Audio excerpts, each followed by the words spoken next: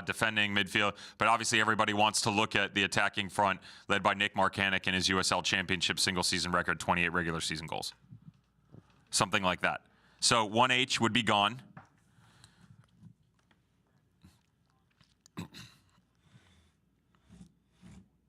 So no 1E, correct? Okay, so 1E would be gone. So FG, IJ.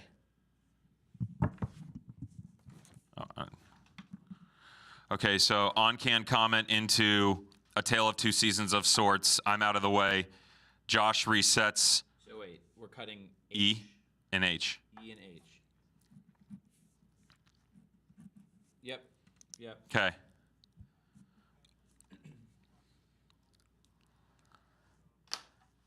So it's full open, truncated open, or just Josh on air, line up. He does them both kick. Got it. You know what you're going to say? Yeah. Okay. No changes for both teams.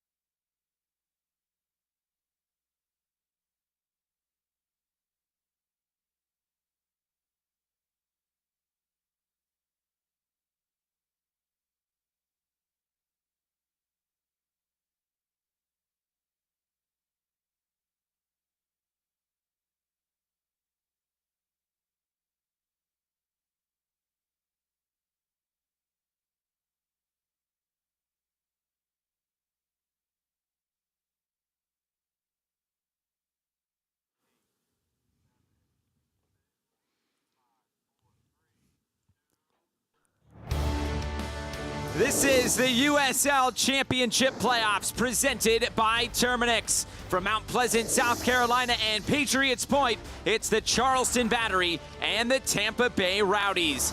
Today's starting lineups, we start with Ben Pierman starting 11 for the Charleston Battery. No changes from last week's 1-0 win over Pittsburgh. They'll set up in a 4-2-3-1 formation. Nick Marcanek, the player to watch for the Battery. For the Tampa Bay Rowdies and head coach Robbie Nielsen, no changes from the penalty kick victory against Detroit City last week. A 3-4-3 formation, and it's all about that front line. Leo Fernandez, Manuel Arteaga, and Cal Jennings. With lead USL Championship analyst Devin Kerr, I'm Josh Eastern. Michelle Montaigne will join us shortly on the sidelines. We are all set to go. It is a beautiful afternoon for some soccer here in Charleston. Temperatures 76 degrees. The players are on the field and ready to go. We're glad you are along here with us. The second Eastern Conference semifinal of the weekend. Our referee is Matt Thompson, just waiting on his whistle. There it is, and we are underway this afternoon from Patriots Point. It's the Charleston Battery and the Tampa Bay Rowdies. And early on, it's already Tampa Bay trying to look forward. It's Cal Jennings' cross, comes into the box, maybe an appeal for handball. Charleston will try to get this one out. But Tampa Bay coming out here on the front foot, a foul here. Devin, let's bring you in. What are you expecting here today? Well, certainly you want aggression if you're a Tampa Bay's Rowdies fan. There's no question about that. A fire in the belly of the beast that is a perennial contender in the Eastern Conference. The USL Championship and the late season woes have been pushed aside, which you would expect them to continue to be aggressive. But you have to be careful in that conversation, considering the balance that you get out of this Charleston Battery team. And I would also say the tweaks that they've shown everybody over the last couple of weeks. Struggled a little bit of form down the stretch for the Battery, but still one of the best in the Eastern Conference. It's all about control through the midfield. And that man right there, Aaron Malloy, let's see exactly where they deploy Nick Marcanek. Probably an interesting conversation over the course of the evening, Josh. The third matchup of 2024 between Charleston and Tampa Bay in St. Pete. Back in July, it was a 4-2 win for the Rowdies. Charleston scored the first 2 goals in that game before conceding 4 unanswered goals. The Rowdies took victory in that one. Then on September 21st here, it was a 3-1 win for the Battery. That was the day that Nick Marcanek broke the single-season goal-scoring record in the USL Championship. He now is up to 29 goals when you include the goal he scored last week against the Pittsburgh Riverhounds to advance Charleston through to this Eastern Conference semifinal. Juan David Torres now for Charleston on the switch of play. And here's Arturo Rodriguez looking in field, and the flag is up for offside. Now Charleston last week taking down Pittsburgh, an early goal from Nick Marcanek. For the Tampa Bay Rowdies, it was Cal Jennings that got the 1 goal through 120 minutes for the Tampa Bay Rowdies before they had to go to penalty kicks. They won 3-1 in the shootout at Keyworth Stadium in Hamtramck, Michigan, taking down Detroit City and springing the upset over the 3 seed in the Eastern Conference. And here's Juan David Torres again for Charleston. He'll switch to the point of attack once more. This Charleston Battery team through the regular season had the highest average possession in the USL Championship at just a shade under 59% per game. No surprise to see them on the ball here early, and a whistle coming here. It's a foul going against Charleston. Some of those tweaks that I talked about down the stretch, though, Josh, for the Charleston Battery, I've really admired Ben Pierman and the way he's gotten away from that conversation a little bit, allowing themselves to be a bit more direct at times, and that comes down to personnel. They've had a couple of changes through their regular 11 that have caused what most would look at as disruption. Actually look at it them benefiting them overall. Chris Allen dropping onto the back line with the injury to Leland Archer. Dos Santos shifts over, and you got Jay Chapman that stabilizes the midfield. But just in front of them, the way that they're deploying Arturo Rodriguez, Nick Marcanek, and Juan David Torres allows them just to attack in a bit different of a manner. A bit more holding oriented on this left, but certainly the aggression that you get out of Marcanic and Juan David Torres allows Jackson Conway to maintain a high line. They don't need the 9 as deep, and we saw MD Myers over the course of the year. Now Tampa Bay trying to get something going. It's another throw-in on the way. Ben Pierman said of last week against Pittsburgh, says it was important to be on the front foot. We wanted to be more direct, as you mentioned, Devin. Said we didn't want to play into their press, and it was a bit of a taste of Pittsburgh's own medicine, what Charleston did to them, and it really worked and paid off. They limited a lot of chances for Pittsburgh in that game as Marcanic goes down, a free kick going back to the Battery. Let's be very clear, all due respect to the Pittsburgh Riverhounds, who were near impenetrable towards the tail end of the season. One of the best, records-wise, numbers-wise. The striking pair, or I should say the striking unit overall of the Riverhounds, does not touch anything in conversation when it comes to Manuel Arteaga, Cal Jennings. And friendly reminder, your 2022 USL Championship MVP Leo Fernandez, who's finally gotten himself back into form.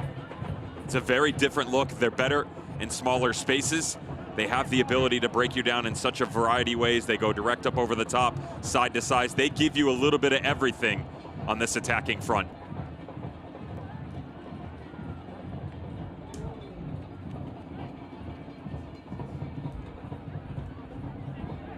Here's Chris Allen, who's been filling in at left back over the last few weeks. Great ball ahead for Marcanic.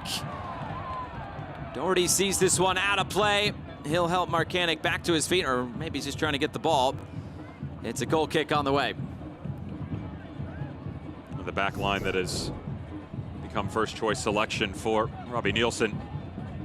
Although Aaron Guillen, longtime Rowdies favorite, is wearing the captain's armband, I would say that the highest quality form you're getting out of one of those three is certainly Jordan Doherty. And positionally, the best understanding of this system overall, such flexibility to be able to pop him a little bit higher up into the midfield, and certainly his distributional capabilities, Josh, gives him such a way to read the game and allow them to be two-way coming off that back line.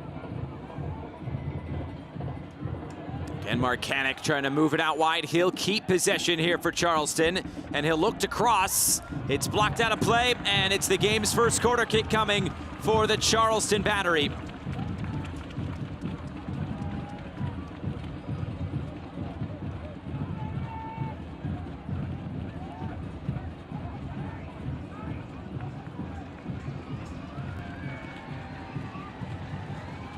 Juan David Torres will stride over and take this corner kick. Charleston scored an early goal last week against Pittsburgh. Trying to do the same here today. Came in the 8th minute last weekend. Juan David Torres, the in-swinger, far, drops it, and then he comes to claim it.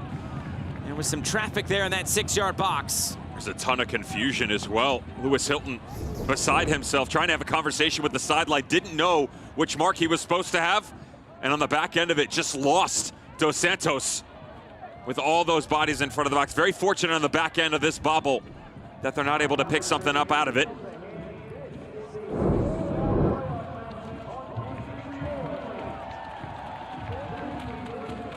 Jordan Farr, the 2022 USL Championship Goalkeeper of the Year with San Antonio. Won the title that year over Louisville City. Trying to get back to the title game are the Tampa Bay Rowdies and Jordan Farr. The Rowdies were there in 2020, which was eventually canceled, and then in 2021, losing out to Orange County. A bump in the back from Manuel Arteaga to Mark Segbers, another free kick to Charleston. The mentality monsters that were the 2022 San Antonio title-winning team won the Players' Shield Western Conference and took down Lou City in that final. I think a lot of people kind of forgot about Jordan Farr over the last 2 years outside of this Rowdies organization because of how good they are on the attacking side of things. And with his transition over here, people look at Arteaga, they look at Jennings, Fernandez, the stability within the midfield. That's still one of the best goalkeepers in the USL Championship. Never, ever remove him from the conversation. Jordan Farr, so quick off his line, a flair for the dramatic. Love his capability with the ball at his feet. Top 6 once again in shutouts on the season, top 10 in total saves. Farr's first season with Tampa Bay, spent 2 years with San Antonio before that, 4 years with Indy, and now a yellow card to Juan David Torres. Something away from the ball and during that dead ball sequence.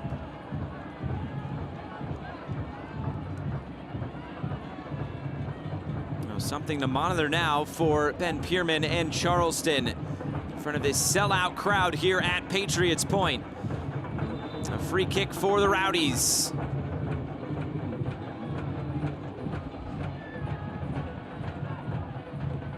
Fernandez moves it out wide. Blake Bodley trying to keep possession. He does for Tampa Bay. Guillen moves it back, and Freddie Kleeman scored a wonder goal here when they met in September. The lone goal in that 3-1 loss, as this comes all the way to the end line and out of play.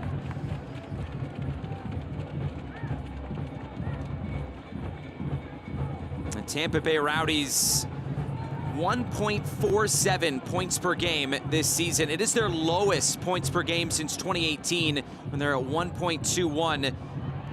And the second lowest in their USL Championship existence since they joined the USL in 2017. This is a team that perennially has been up towards the top.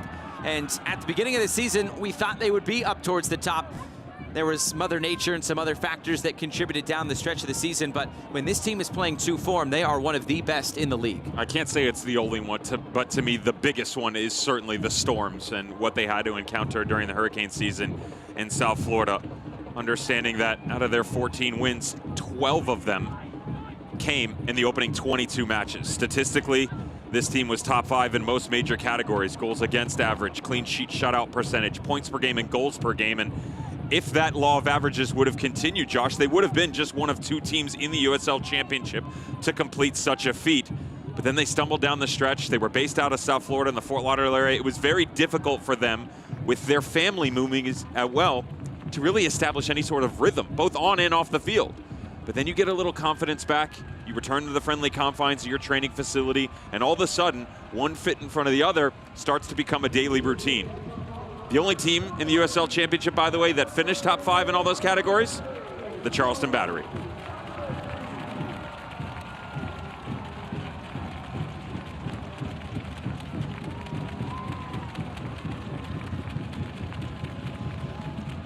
In swinger there from Torres, and the header is over the bar, and a player down is Arturo Rodriguez. Graham Smith was in the area as well.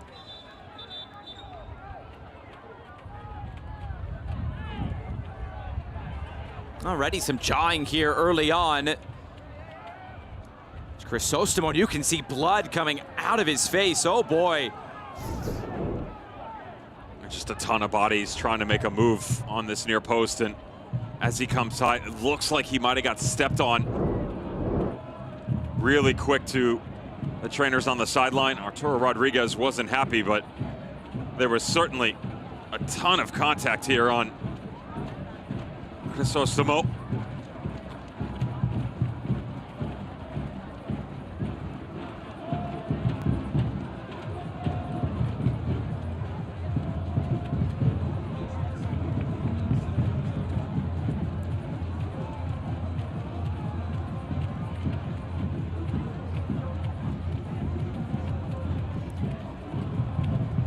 We welcome those of you who are watching the Patriots League final here on CBS Sports Network. Glad to welcome you into Patriots Point and Mount Pleasant, South Carolina with Devin Kerr. I'm Josh Eastern. Michelle Montaigne is on the sidelines. Early going in this Eastern Conference semifinal. It's the Charleston Battery, the 2 seed in the East, against the 6 seed, the Tampa Bay Rowdies.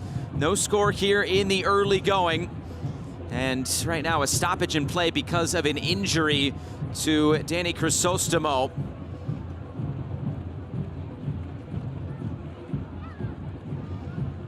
And the Tampa Bay Rowdies, right now the 6th seed in the USL Championship's Eastern Conference, but they were great to start this season. This is what we were talking about coming in. If you're just joining us, one of the top 4 teams in the Eastern Conference, as well as the entire USL Championship. But then late season, hurricane woes came about. They started to drop games down the stretch. Just 2 wins in their final 12, struggling on all fronts.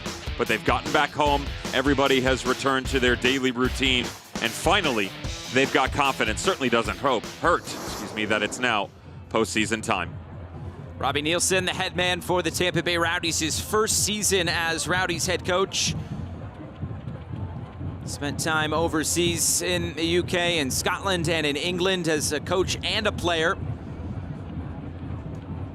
And it's still Danny Crisostomo who is getting tended to by the training staff. For the Charleston Battery, this is a team that they've been right up there, and they would have been the best team in the league if not for Lou City. The big word there is team, right? And it is front to back because everybody looks at the attacking side of things, but this team still top 5 when it comes to clean sheets, the goals against average, and certainly when it comes to points and goals, that's where their heads start to turn. But balance is the word that I think when I talk about the Charleston Battery, how good they are through the midfield. Again, the only team throughout the entire 34-game schedule in the USL Championship to finish top 5 in those 4 most important categories. Everybody's trying to break down, how do I get rid of Nick Marcanic, right? Okay, maybe we can get rid of MD Myers. Well, goals are one thing. You still got to find a way to break this team down on the defensive front. Adam Grimwis having a career year in goal. Graham Smith, one of the best center backs in the entire league, really controls everything, and especially late on in the year. Because of the injury to Leland Archer, we've seen Nate Dos Santos pull himself in, Chris Allen drop out of the midfield, and they really haven't missed a beat. Ben Pierman, the head man for the Battery, his 2nd season in charge, bringing Charleston all the way to the USL Championship final a year ago before being tripped up in a penalty shootout in the final against Phoenix Rising.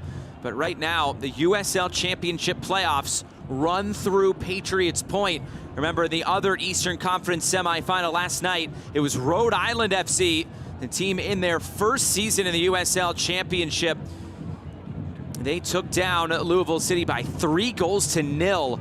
They have now 2 wins in Louisville this year, the only 2 losses for Louisville on their home field. Incredible what Rhode Island did, but Charleston is trying to hold serve here at home.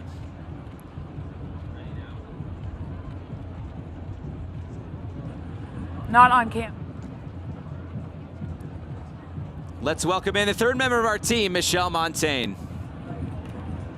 Yeah, you guys have talked about the impacts of the hurricanes and being so focused on the game, it's easy to forget how much this team has been through the last couple months. Devin, you recounted some of those details, but when that 2nd Hurricane Milton came through, the team had to relocate down to Fort Lauderdale, where they trained for 4 straight days, like you said, with their families along, before flying to Louisville from there. They had no idea what they'd be coming home to after that loss on the road in Louisville. They didn't know the status of their homes.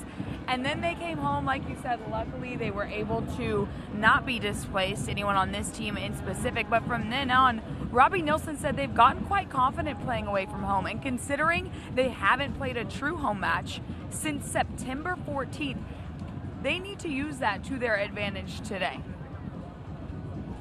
And it's going to be a tough task for the Rowdies because Charleston's, they only lost 1 game at home all season long. That was all the way back in May against El Paso Locomotive team, the team that finished at the bottom of the West. Yeah, people are very quick to forget about what these people's routines are like off the field, right? You know, we're so accustomed to seeing just the 90 minutes and understanding that that's, you know, throughout the week, if you've got a home game, your routine with your family, your friends, you know, everyone still has a social life. And to be clear, I've seen you on the road in a hotel room, and I know how disrupted your routine can be over 48 hours. No doubt.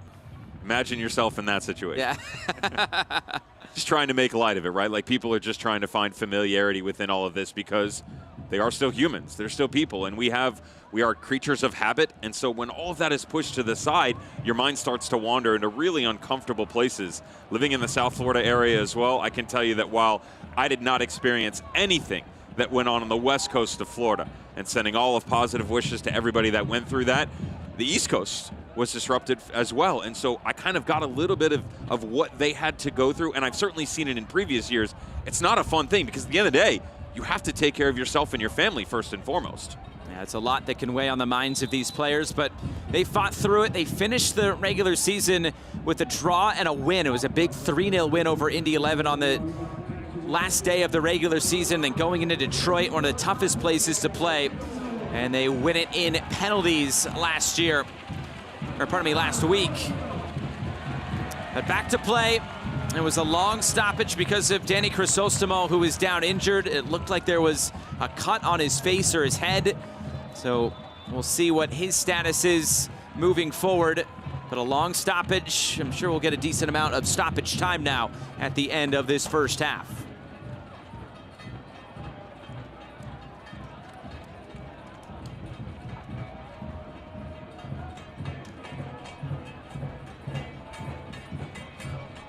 Here's Nate Dos Santos looking to play through the middle. It's the Charleston side now without Leland Archer for another week.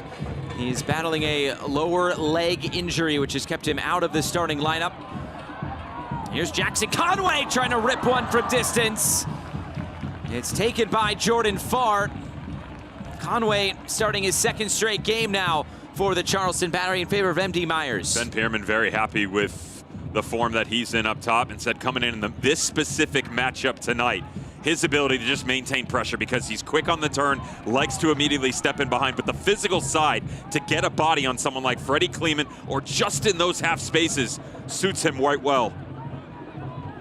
Conway with 4 goals this season. His first season with Charleston, played 8 games last year on loan from Atlanta with Phoenix Rising. There's a foul. Lewis Hilton, who really holds things down in the middle for the Tampa Bay Rowdies.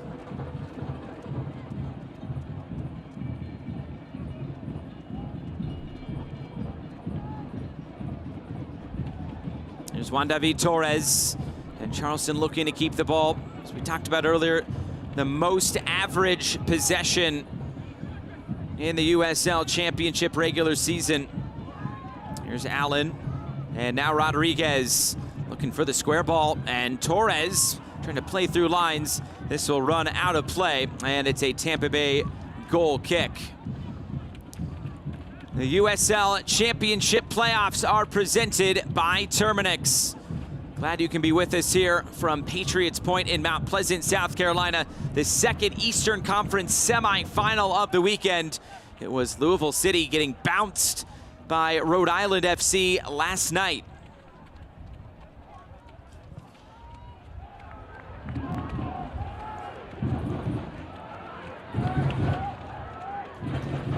Here's Bodley, long cross coming in.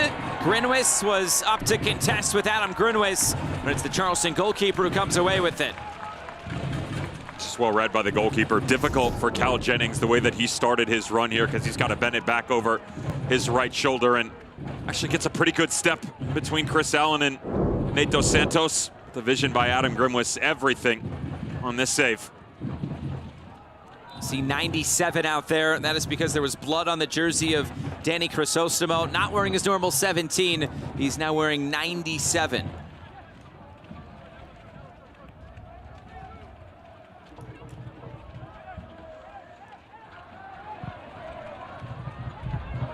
Malloy, the switch of play. Bouncing up off this natural grass surface. Too tall for Mark Segbers. The throw-in for Tampa Bay. Tough to read too much into these opening 22 minutes just because of the stoppage. Danny Crisostomo with now that wrap around his head.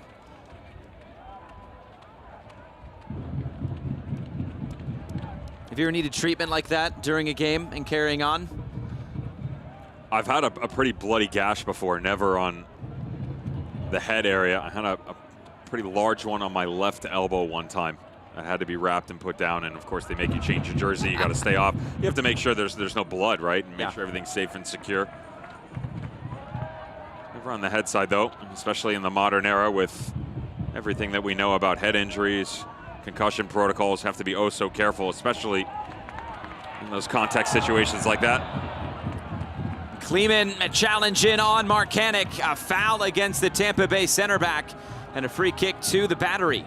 So you said stylistically it's kind of difficult to figure anything out, right, because we had such a long stoppage, but this is another interesting talking point for the Charleston Battery. We saw them run out this look on the front line last week, where you bring Nick Marcanic just a little bit further to the inside, allow Juan David Torres over to the right, and then the possessional side is Arturo Rodriguez as he plays off this half channel on the left. Does a couple of things. One, it allows them to add numbers a little bit more on the diagonal coming across. It also frees up Nick Marcanic, his starting point, a little bit higher. Now, where you're going to see him located isn't unnatural, but he's used to coming off the right and then starting to attack that space. Now you get him up high. It makes it more difficult for this back three to recognize where the pressure points are coming from, especially when you get to start Juan David Torres to come up with them. Real quick, it becomes a man-on-man situation with that front three breaking through across the back line of the Rowdies. And Juan David Torres has been just a crucial part of this attack. We talked so much about Nick Marcanic and MD Myers, the most goals for a duo in a USL Championship season, but Juan David Torres, 7 goals, 6 assists in the regular season this year in his first season in the United States.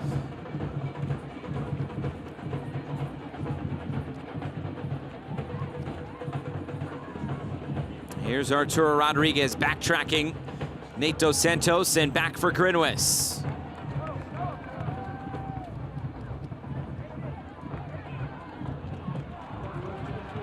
Here's Chris Allen. Allen for Rodriguez.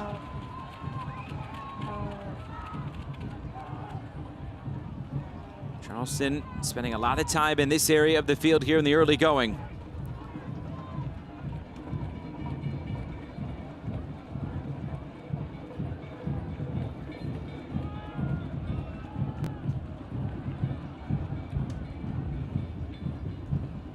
Farr able to get this away.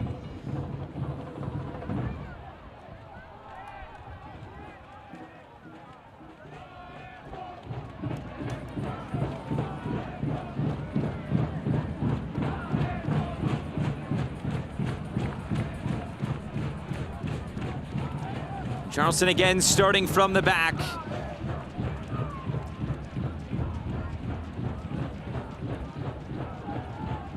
Remember, this is a Charleston team that had reached the playoffs 13 years in a row before missing it in 2021. They missed it again in 2022, but then Ben Pierman in his first season in charge last year, getting them into the USL Championship final.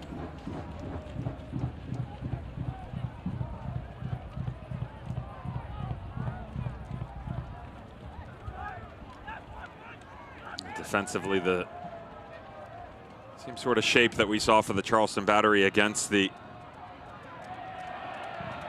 Rounds.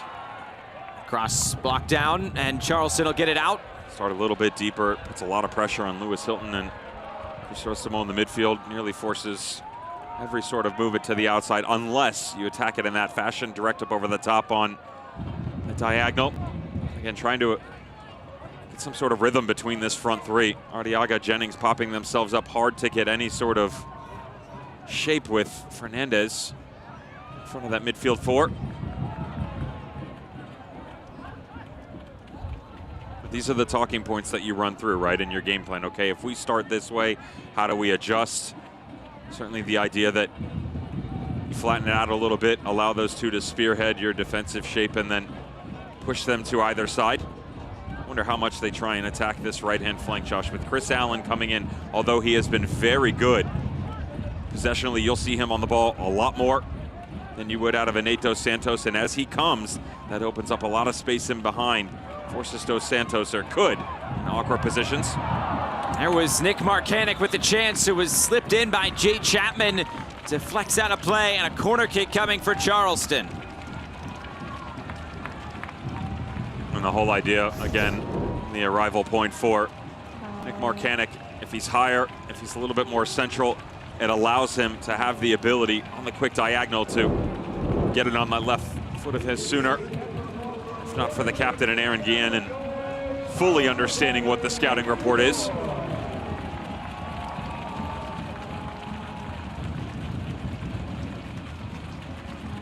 This is Aaron Malloy to deliver. In-swinger to the back post. It was a header for Dos Santos. A whistle came first. It will go back to the Tampa Bay Rowdies.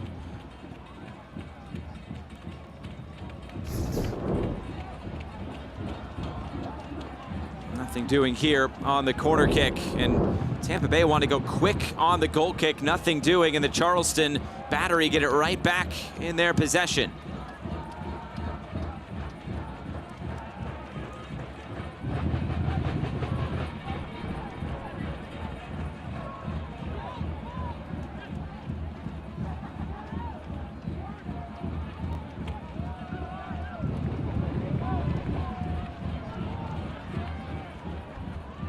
Juan David Torres moves it out wide. Mark Segbers has come into the attack. Now Aaron Malloy drops it off for Chapman. Chapman patient on the ball. Segbers. Here's Chapman again, who's been a big mid-season acquisition for this Charleston side, coming in on loan from Hartford. Played ahead for Blake Bodley, big collision. Graham Smith will have his name taken, and that's a big yellow card to a Charleston center back. Excellent move here by Bodley on the outside. You know, the one-on-one capability, quickly recognizing that because of that step up by Mark Segbers, you force a decision by the center backs to slide over and hold or immediately commit. Bodley sees the space and open up just behind. It's quick speed, steps into it. One of the ones within this Rowdies organization that, at least in my opinion, doesn't get enough credit for everything that he produces out on that left-hand side. So consistent in nature. You see the wide open spaces, but defensively, the luxury that he gives you, tracking back, the way that they like to rotate, allow Jordan Doherty possessionally to get involved on this right-hand side. Makes it harder on Kleeman and Aaron Guillen, but ground coverage, everything. Oh, here's Cal Jennings trying to slip in. Manuel Arteaga! It's the front two for the Rowdies running rampant again, and they lead in Charleston.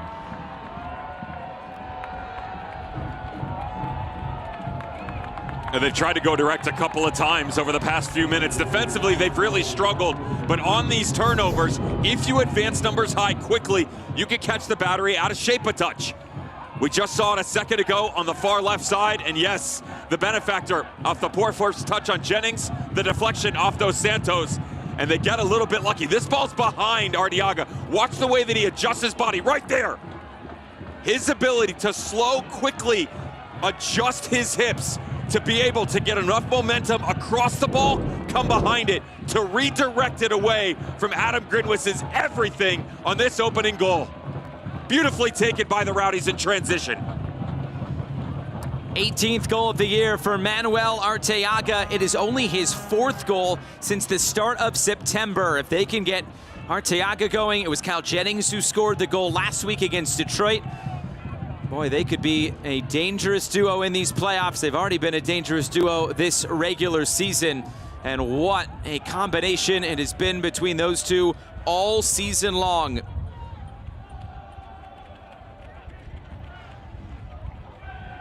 And just like we saw last night with Rhode Island going on the road to Louisville, they get the first goal in that game. How about Las Vegas going on the road to New Mexico, taking out the 1 seed there? But Charleston's trying to respond. It's Torres.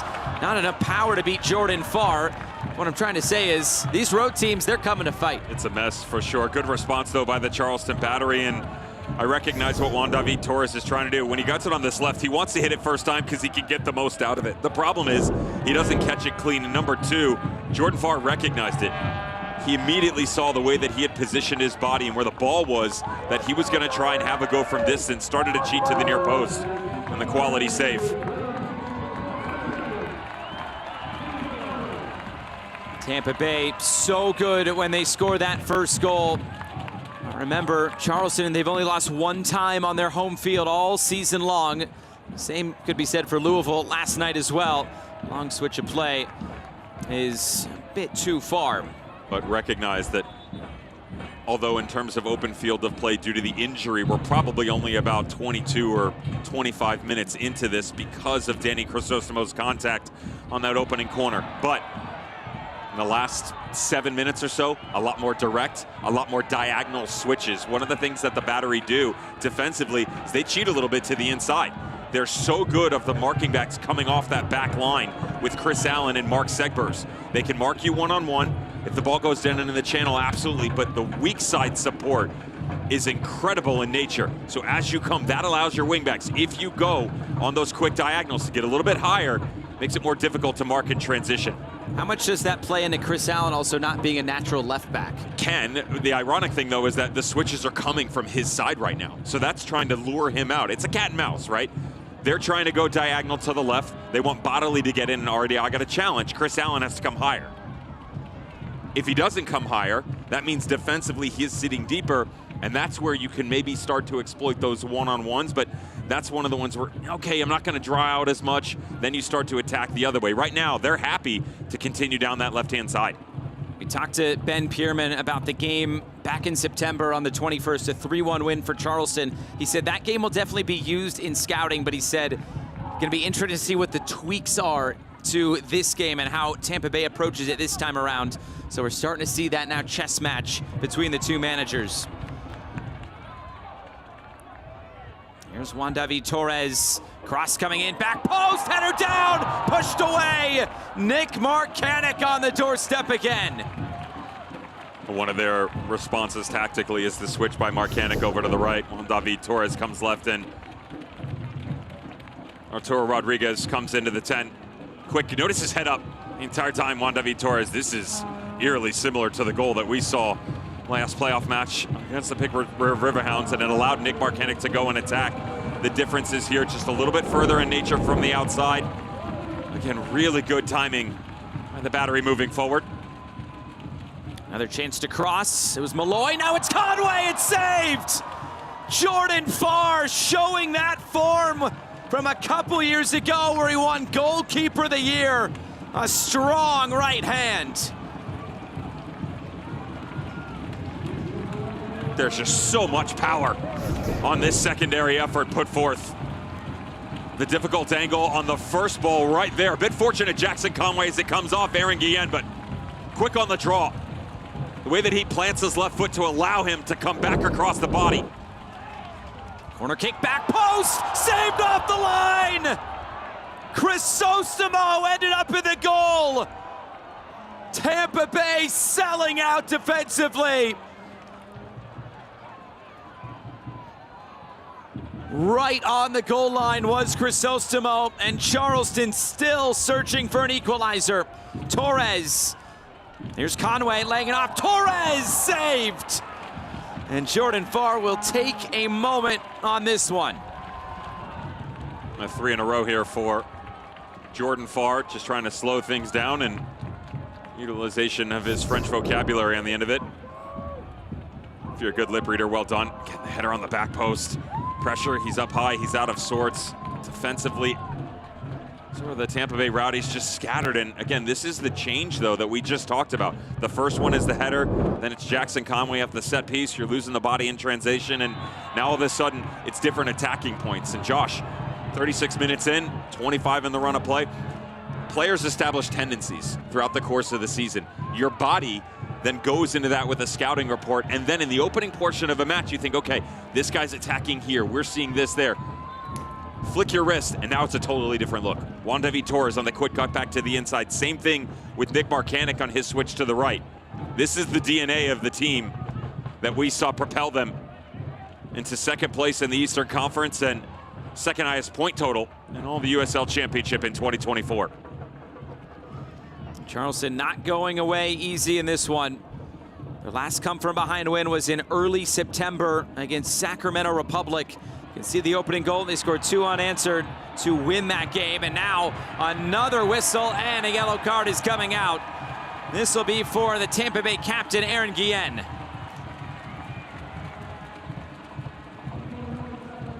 The different looks that they're given right now, the Charleston Battery. On the back side of this screen, see if you can see the quick little step up of Mark Segbers. He's already out of your screen, that's how fast it was.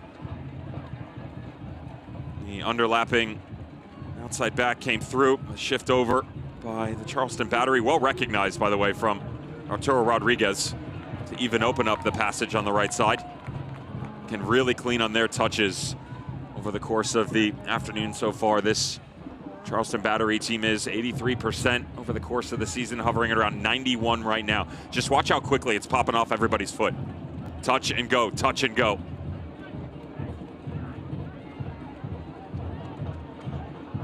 We have 7 minutes left in this first half, but remember the head injury to Danny Crisostomo. We should get a decent amount of stoppage time, so still plenty of time left in this first half for Charleston to find a response.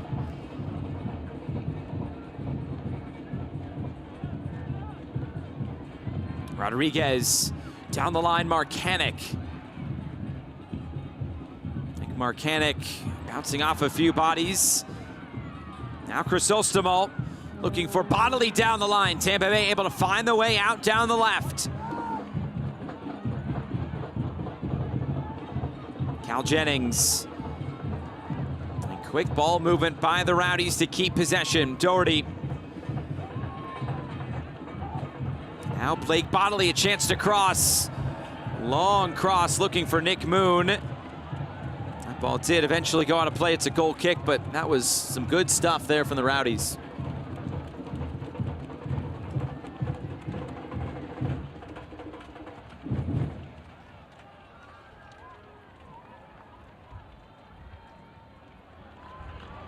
Charleston showing that urgency, trying to get the ball right back in play and get back at it. And a good sequence a few minutes ago. Ball saved off the line. Another couple of saves from Jordan Farr as well. As Chapman floats it out to the near side looking for Torres. The header away by Nick Moon.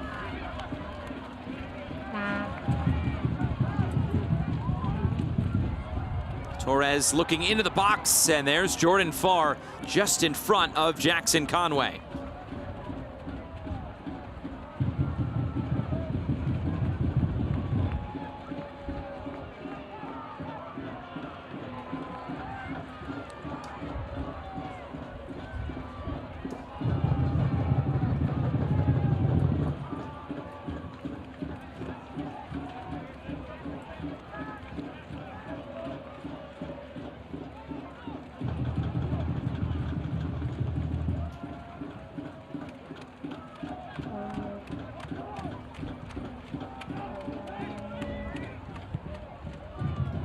Floated forward, looking for Marcanic. Looping header is over the bar.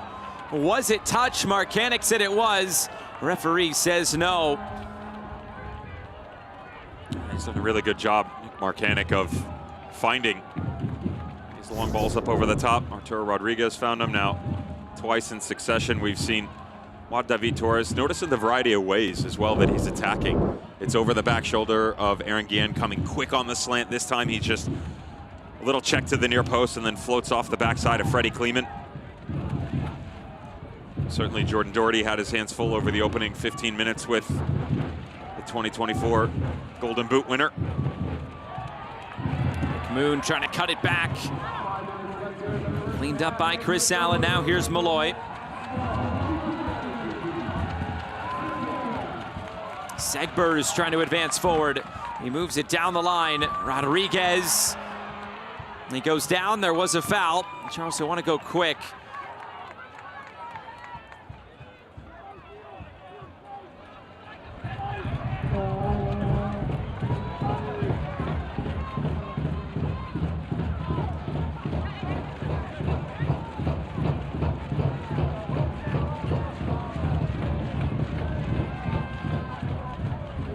Rodriguez, long cross coming in. It was just a bit too far for Conway. Doherty, no nonsense defending. Another corner kick for the Battery.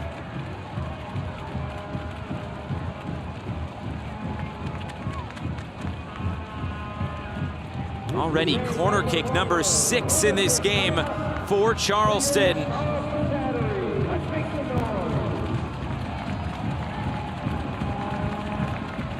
Malloy delivers, back post. Dos Santos was up for it. Kleeman was there as well. And Kleeman got the last touch on it. Another corner kick.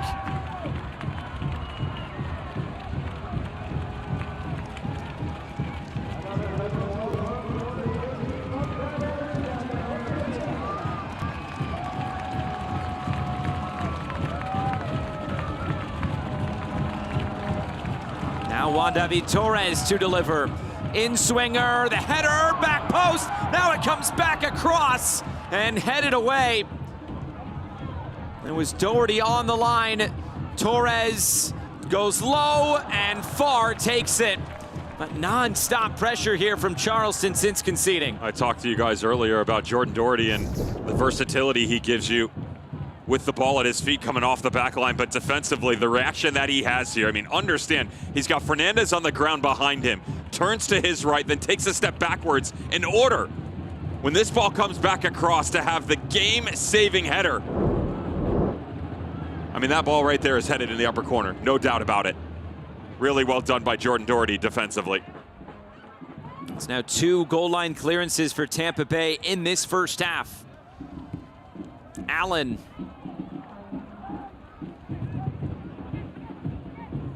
Fernandez trying to fend off Chris Allen.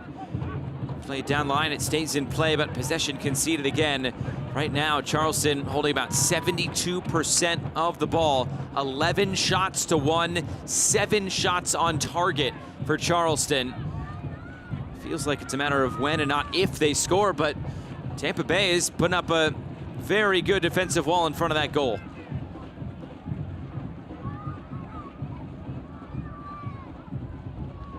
Segbers for Torres. Juan David Torres trying to get end line. Guillen. There was a whistle to send it back the other way. The good news is they found some balance on the inside, the Tampa Bay Rowdies, with Crisostomo more often than not popping up in front of Lewis Hilton, providing some defensive support for Fernandez. They're trying to eliminate those quick balls to allow them to be dissected. The problem is as the Charleston Battery speed up their rate of play, they're getting around that first line of pressure, and Manuel Arteaga and Cal Jennings much quicker, which is allowing this space on the outside to remain open. Allen under some pressure from Jennings, and Grinwis gets it away. We're into 7 minutes of stoppage time to close out this first half. A lot of that due to the head injury to Danny Crisostomo. Here's Arturo Rodriguez. And Mark Segbers. He gets it on the overlap. Cross comes in. Rodriguez trying to keep it alive. Now it's Torres. Up over the top. Marcanic brings it off his chest.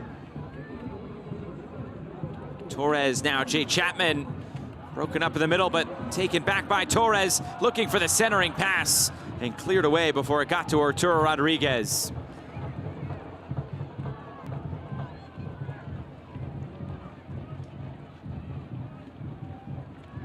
Stat right now that jumps off the page to me: 10 touches in the opposition box for Charleston, 0 for the Rowdies. They have been doing a lot of defending in this game, and the 1 goal they score was off turnover. I'm with you, but to your point, 20 final third entries for the Charleston Battery, 16 for the Tampa Bay Rowdies. Most of their attacking movements are coming from the flanks. Now, they haven't been able to get on the end of it, albeit the one time, right? You get your 1 breakthrough, and that's all they need right now. The biggest question for me is, are they willing to sit and continue to concede this much space and possession? That is a long way to go within this game. 45+ minutes, depending on how things play out. And again, they're just having to do so much chasing up top. Arteaga and Jennings, which makes it a bit unnecessary. They get more tired than usual. That's not something you want to have to worry about come the tail end of this match. And this is a Tampa Bay Rowdies side that they have the most accurate crosses per match in the USL, with just under 7 per game. That's more than 1 more per game than the next closest team. They love to get it in these wide positions. Nick Moon, Blake Bodley, serve balls in. Now Doherty lifts it up, back post, punched away by Grinwis. That was a good example of what Tampa Bay likes to do to feed those 2 front men.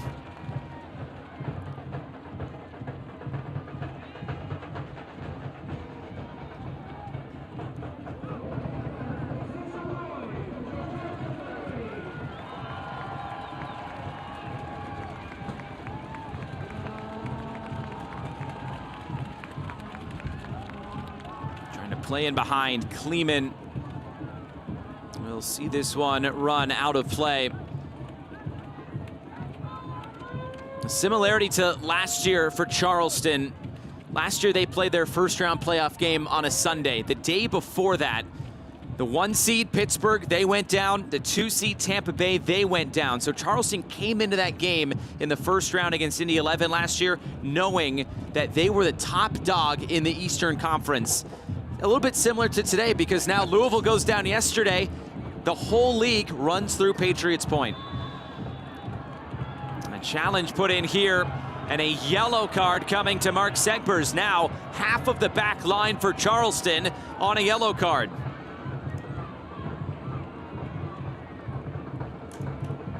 And confidence, everything for this Charleston Battery team being tested a bit here, certainly. Priority hosting rights. Rest with the second place team in the Eastern Conference. Segbers, not often that you see him get wrong weight and flat-footed like that. You know, we were wondering about what the matchup would be on this right side for the Rowdies and left for the Charleston Battery. Most of the advancements have actually come from the Tampa Rowdies on the left flank. Blake Bodley has done an incredible job, two-way player tonight, and maintaining that high presence, pushing the right side back. Here's Lewis Hilton, a driven ball forward, looking for Kleeman. And the whistle comes, and back to Charleston. I would also say, Josh, that defensively, there's just real separation right now on the outside for the Charleston Battery and your two wingers in Juan David Torres, Nick Marcanic, and then the next step behind them with Chris Allen and Mark Segbers. And we haven't seen as much in terms of the committal process from Nick Moon on the right, but you know, Fernandez spinning out, Arteaga over there, good shifting within the midfield, and again, Blake Bodley has had himself quite the first half, maintaining balance on the left flank. Another ball coming in from a wide position, never got to Conway. Here's Bodley, now looking infield, Danny Crisostomo. Crisostomo through the middle for Arteaga, who turns it right upfield. Cal Jennings with Grinwis retreating. Jennings saved! Grinwis keeps it out, the threat not totally gone. Now Malloy gets it away. Tampa Bay going right back upfield. There's a whistle that will stop play. Grinwis, what a save to keep this at 1-0. This is an absolute unreal goalkeeping display by both Jordan Farr and Adam Grinwis. You want to be nitpicky? You wonder why he doesn't take a second touch here to hold the goalkeeper for a second. By Cal Jennings allowing the ball to drift across his body, it allows Adam Grinwis to get set. Notice his shape. It allows him to set the standard for how he can go explode and chase this ball as it comes back across. 9 times out of 10, as the angle narrows, any attacker is gonna go far post. Well read by Adam Grinwis. Beautiful save. And on the ensuing challenge that drew that free kick, a yellow card to Cal Jennings for his challenge. Well, there's no doubt the quantity has gone Charleston's way. The quality might be going their way as well, but two very good chances in Tampa Bay's only shots of the game.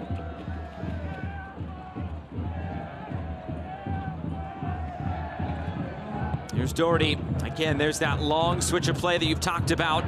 Bodley brings it down, and Bodley looking forward. Rolling it in for Jennings. Tough angle, so he lays it off. Now the cross comes towards goal. Punched away. Fernandez! Blocked away. And Arteaga is down in the 6-yard box. He's down, and he's down hard. He took a heck of a knock. Wasn't directly off the punch by Adam Grinwis, who had to be aggressive the way that this ball's floated back through. Take a bow. Crisostomo on an absolute platter atop the 6, challenges the back line, makes Adam Grinwis commit to this, but as he comes, oh boy, yeah, right across, trying to clear the ball off the line. And one of the most successful strikers in the USL Championship when it comes to the vertical threat. Manuel Arteaga, certainly worse for the wear, the backside of that attempt.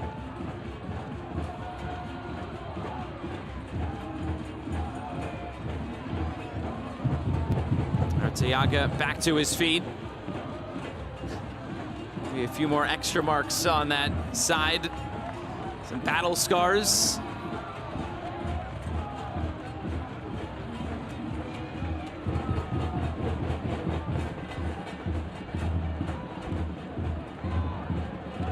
Arteaga makes the slow walk off. And a corner kick coming for Fernandez and Tampa Bay.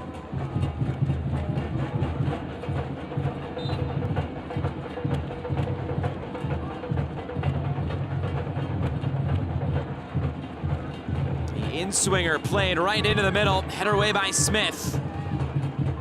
Rodriguez, now Crisostomo trying to take it on the volley. Arteaga way back on. And this first 45 minutes has come to a close. Manuel Arteaga, his goal is the difference in this first 45 minutes, coming back in the 31st minute.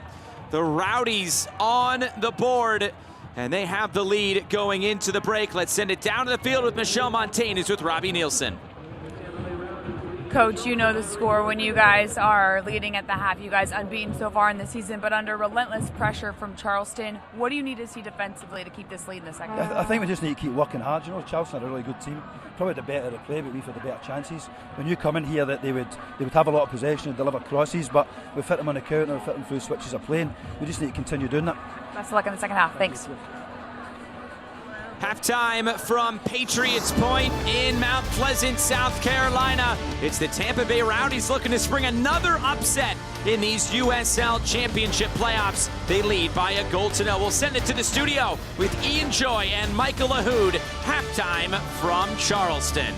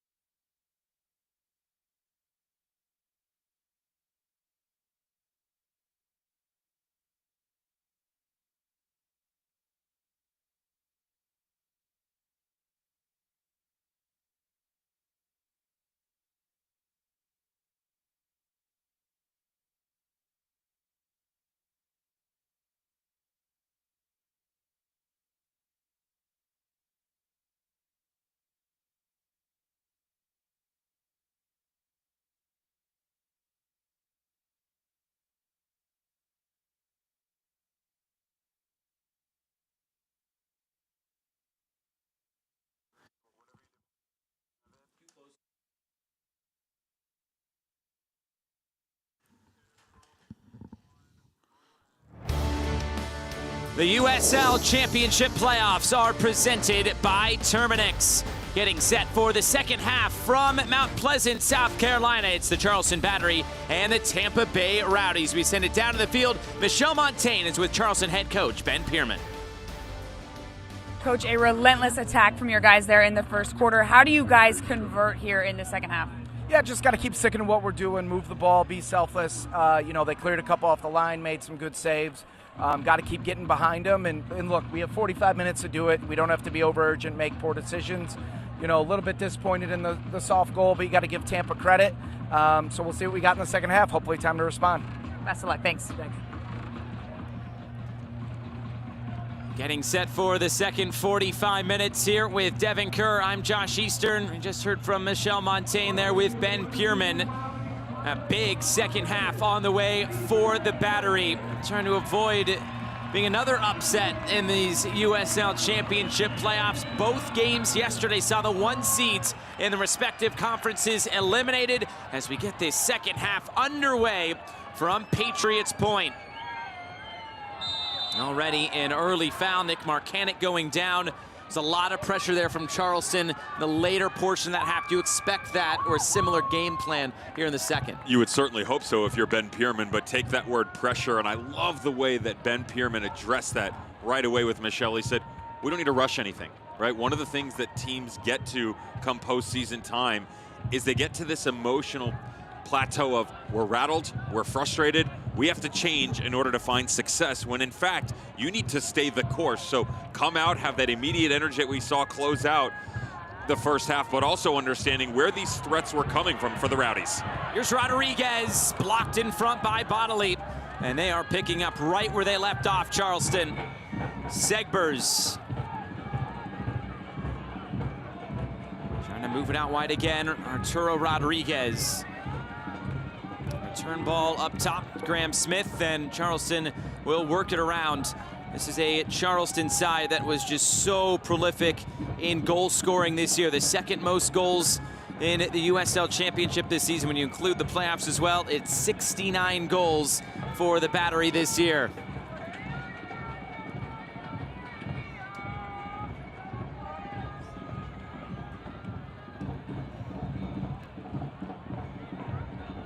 Down the line, Torres. Goes onto his right foot, looks to float it infield. Bodily, another header away. Malloy knocks it down. Segbers. Actually, it'll work. It'll stay in play. Torres. We're trying to roll it back in. Doherty gets it out. That's one of those where you say, yeah, that was actually a pass to Torres in the corner. I'm sure that's what the conversation is later in the locker room. Almost too many balls on the field. Good to go. Here's Chapman and Graham Smith. All Charleston to start this second half. Had 72% of the ball in the first 45 minutes. Ooh, sliding challenge in there by Jay Chapman. And a card in the hand of Matt Thompson.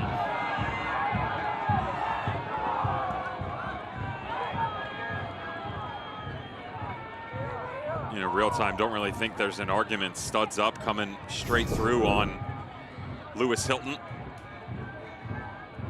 That sounds a different story, to be fair, because he does come through and get the ball, and his foot actually just gets stuck a little bit, and he's pulling out of it. Probably feels a bit hard done by it, don't blame him.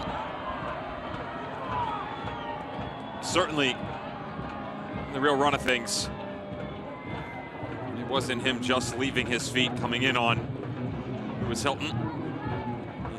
Much more docile in nature. What an addition he has been to this Charleston Battery team. Jay Chapman brought him over because of the injury to Aaron Malloy. Malloy actually went down in the 43rd minute of the 4-2 loss back on July 27th against the Tampa Bay Rowdies. 7 games without what most people consider, myself included, the best two-way midfielder in USL Championship. This comes into the box, the header is down, and a whistle comes. Go back the other way. I look at Fatmob a lot. He is the top-rated, Aaron Malloy is the top-rated player in all of the league, according to Fatmob rating. It's easy to understand why if you watch him, right? He's got such a graceful presence on the field. You know, he's just off the right side of your screen, operates between the two strikers. He'll pop himself up high, dead ball situations. A lot of what we've seen tonight from Aaron Malloy has been those long sweeping balls, side to side in nature, to stretch the Tampa Bay Rowdies and open up this space on the width. And 7 points given up from a winning position this year. That's tied for 4th best in USL Championship play. And when you look at that, you know, we talked about emotion certainly coming off of Aaron Malloy. That last loss to the Tampa Bay Rowdies, that's the only time this year that they've been in the lead and let a team take them down for 3 points, resulting in a loss. Allen the cross. Marcanic scores! You knew the Battery would not go quiet, and they turned to the Golden Boot winner, 1-1.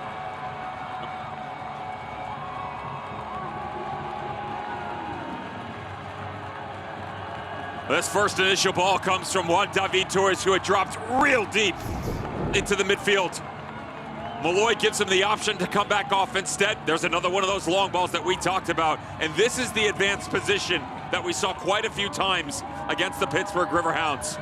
Chris Allen up high, the plethora of riches that are the Charleston Battery in the midfield conversation. And how, oh how, as this thing makes its way in to the top of the 6, do you let the most dynamic striker in all the USL Championship free? Coming off the wing, they had rotated Rodriguez to the right as Torres comes late. Really well done by Marcanic to assert himself up high into the bottom corner.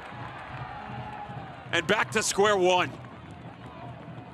Marcanic has now scored in both playoff games for the Charleston Battery.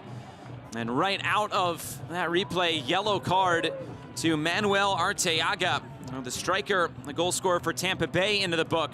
But Nick Marcanic, how about 30 goals this year when you include regular season and playoffs? Incredible what Marcanic has done this year. His last few games here with Charleston before moving on to Spain.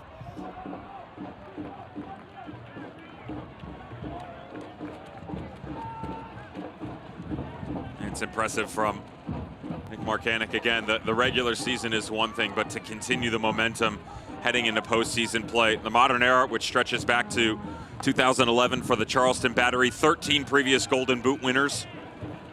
Only 4 have really seen any sort of success moving into postseason time.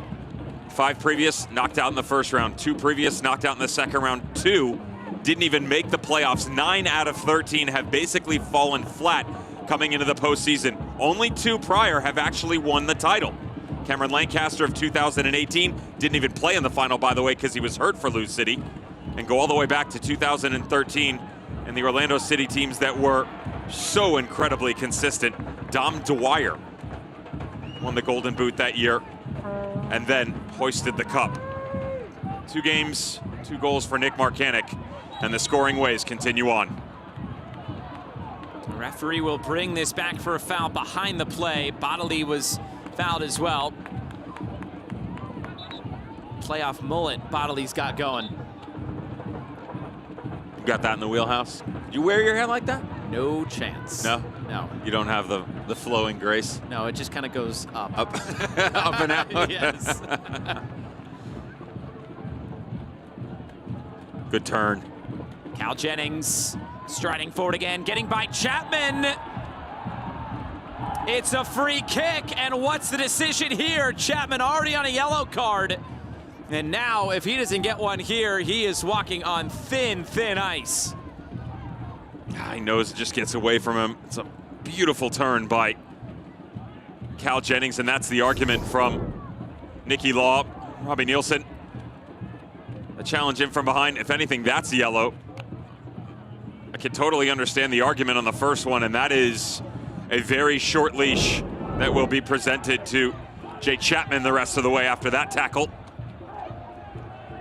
And coming into the show, you and I, we didn't have the luxury of showcasing all of these beautiful things in the open because everything was so tight with the game in front of us, but talked about the different of looks that you get from Manuel Arteaga and Cal Jennings, the way that they can explode going forward, the vertical threats, the power that is Manuel Arteaga, but the utter domination you get by Jennings down into the pocket.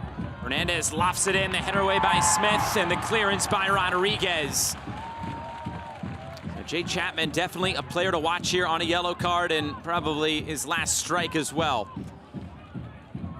Crisostomo, they've gotten a number 17 jersey back for him, so he's back wearing his normal number after a bloody jersey in the first half. This ends up out of play. So if you're Ben Pierman, Jay Chapman now walking a really tight rope here. You have depth at midfield. Chris Allen's at left back. We talked about Josh Drack, who's on the bench as well. A lot of decisions here for Ben Pierman. Josh Drack, towards the tail end of the season, picked up a little bit of an ankle injury, which is what forced Chris Allen into action at the left back position. You and I, quite an extended conversation pregame about the decision for Allen over Drack, and kind of play devil's advocate. You said, well, if you have the ability, you can bring Chris Allen off the back line and bump up into the midfield. But I said, yes, but the other side of it is then you have to go defensive in nature, putting in a straight left back. There's a really good look right there that he's concerned about the ball movement coming up through the midfield, as successful as the Tampa Bay Rowdies have been, and certainly the wandering nature you get out of Cal Jennings. That's Emilio Icaza in the background getting ready to come on. Ben Pierman looks to be wasting no time with any further challenges on Jay Chapman.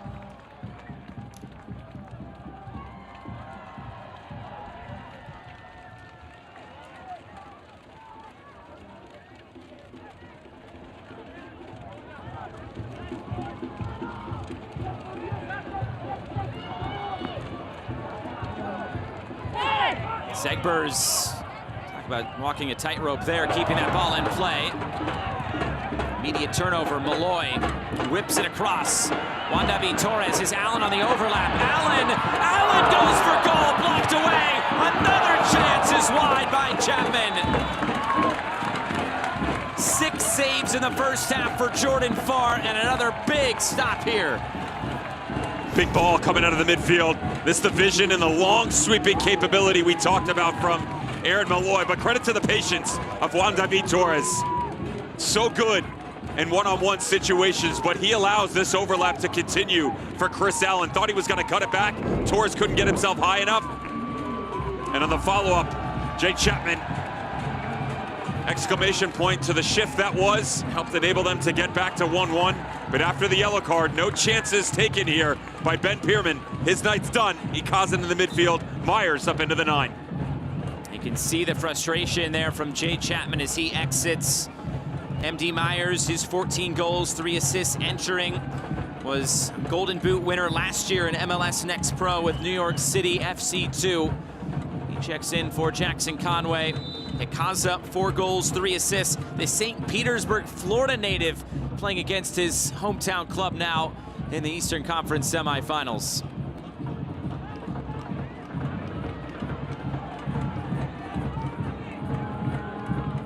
Marcanic for Myers. Marcanic, good challenge put in by Fernandez. Rodriguez lays it off for Malloy. Rodriguez goes down. Free kick, Charleston. This is everything you'd want in a playoff game. Physicality, challenges flying. It's got it all. It's credit to Arturo Rodriguez is what it should be as well. Just smart with his body to disrupt Leo Fernandez, who was chasing shadows just over the back shoulder. He's trying to make the next step as the ball comes square here and just can't get in quick enough. Rodriguez recognizes where the pressure comes from, just shifts himself right in front. Leo Fernandez. This is prime territory, by the way, for either Juan David Torres or Aaron Malloy. Both fancy themselves as set-piece specialists. Certainly you wonder if any trickery comes into it, given the central location of it. This is quite a distance out. How many Jordan Farr is willing to commit to the wall, and whether or not, from a numbers standpoint, you can use that to your advantage and possibly get cute and play around it. With it being central, the left foot of Torres, the right foot of Malloy, both options here.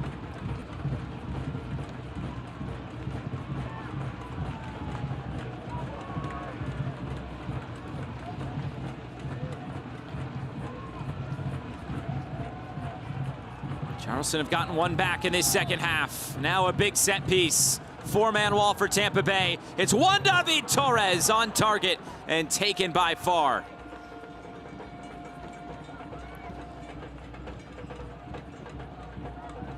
Into the home stretch of this USL season in both the championship and in League One. The League One final is set for next Sunday. Union Omaha hosting Spokane Velocity. That'll be on the CBS Sports Golazo Network. And it's all building to the championship final. That'll be on CBS on November 23rd at 12 Eastern.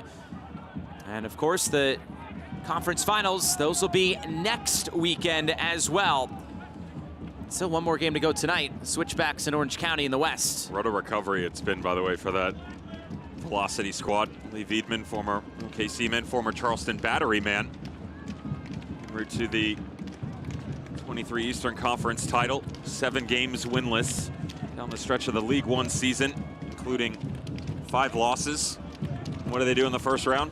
Knock off second best team in League One in Northern Colorado. I'm a little bit unhappy with that situation. And then penalties over Forward Madison, though Tom Casciato and Union Omaha persevering through. You trying to sweet talk Spokane because you want to talk about Omaha a little bit? Just saying that they're outside of the love for the local lads and what was my stomping grounds growing up. They're trying to become just one of the few to ever win the regular season and postseason title in the same year for USL League One teams. Free kick for Tampa Bay. Fernandez. Doherty trying to keep it alive to the end line. Gets it back into the mixer. It was too tall for Moon. Crisostamo tries to keep it alive. Now Fernandez getting end line. Got the cross in. It's snared by Grinwis.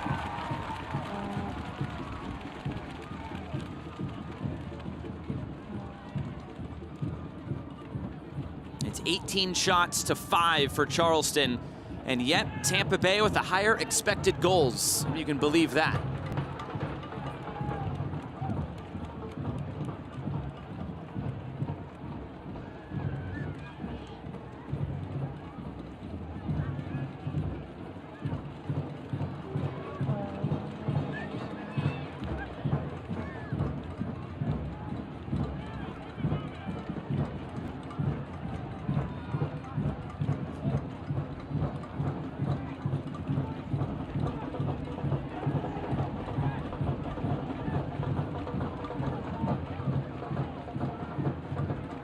Charleston showing that patience on the ball.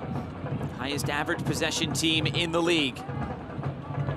Rolling it through the lines is Malloy. Quick passing. Torres off the post. He had to score it. It stays at 1-1. Just the beautiful game at its finest here for Ben Pierman. What a ball this is by Aaron Malloy. Bridges 2 separate levels, slices right through the heart of the Tampa Bay Rowdies midfield. Quick little combo up top, and again, the backside of this, it's a little difficult because he's got to stretch away from it. He's trying to toe poke past Jordan Farr. And the woodwork is certainly the best friend for the goalkeeper. What a magical move put forth there by the Charleston Battery. A substitution coming now for Tampa Bay. Leo Fernandez, his day is over. It is Joshua Perez who enters. There is a goal and 5 assists his second season with the club.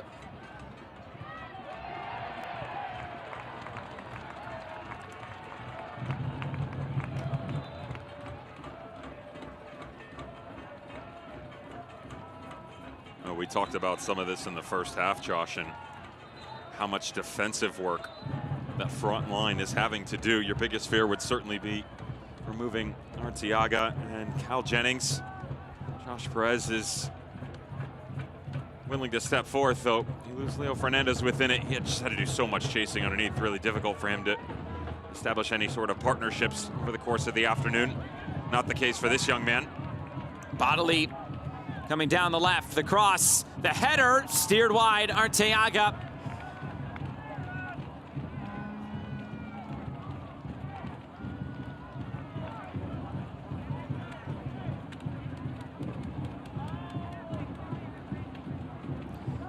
The USL Championship playoffs are presented by Terminix.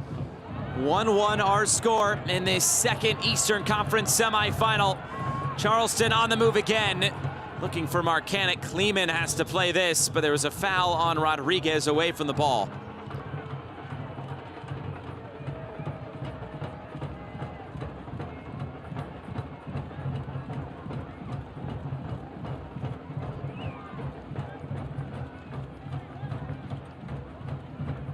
Hilton, the heartbeat of this team, especially in the midfield for the Rowdies.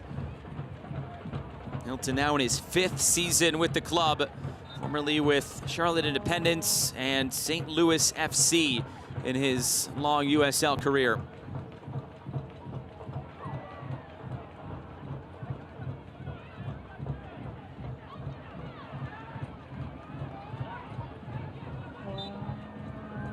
Another whistle. Referee will bring this back for the foul.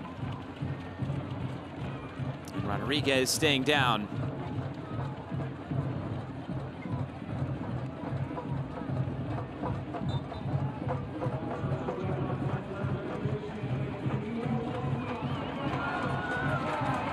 Here's Torres, right through the 5-hole, flicked infield, shot is blocked. MD Myers had the chance.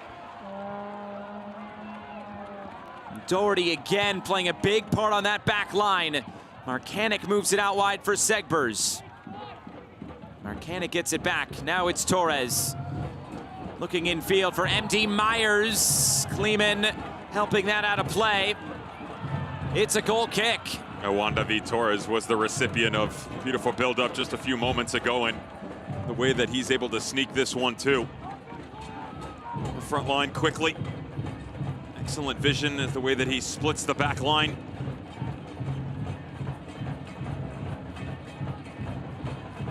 Jordan Doherty, once again, by the way, as good as he's been and allowing this team to advance themselves coming forward, his play tonight has been all about how good he could be at a moment's notice. Once again, called to action, Jordan Doherty.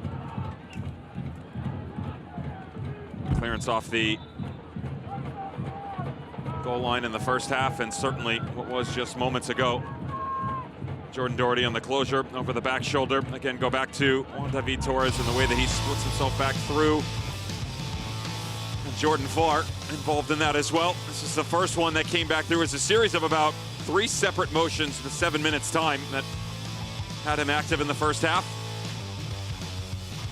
And certainly continued forth in the second. Chris Allen, the high line on the left, and it's kept us knotted up at 1-1.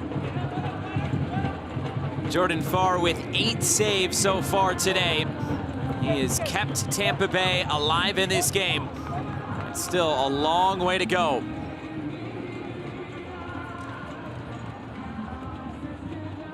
Stoppage in play. There was an injury. Lewis Hilton being tended to. He was just shaken up a moment ago. Now let's welcome in Michelle Montaigne. Well, Josh, you talked about it being a sellout here at Patriots Point. It's the Battery's first sellout since the USL Championship final last year. Over 5,000 people have piled in here. It is standing room only. And you wonder why the Battery has a stellar playoff record in their USL Championship era, where the side is 8-2-1 overall and last lost in the 2018 playoffs. Yeah, it's because home field advantage is a real thing for them. It helped them get back in this one, and we'll see if it helps them win it with time remaining, Josh. This is the 6th straight playoff game hosted by Charleston that they have participated in last year. Able to run right through the East all the way to the final and host that final, and trying to do the same thing this year.